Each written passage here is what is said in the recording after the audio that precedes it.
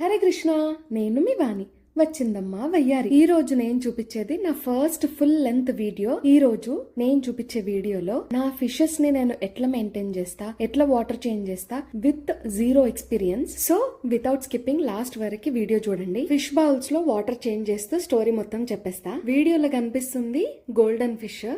నేను దాని చుట్టూ ఉన్నంతసేపు అది ఎంత ఎక్సైటెడ్ గా ఉంటుందో, ఎంత హ్యాపీగా ఉంటుందో మీరు చూడొచ్చు. ఈ చేపలు నా లైఫ్ లోకి ఎట్లా వచ్చినాయి అంటే, నేను మా ఆయన ఒకరోజు మూవీకి వెళ్ళి రిటర్న్ వస్తున్నాం.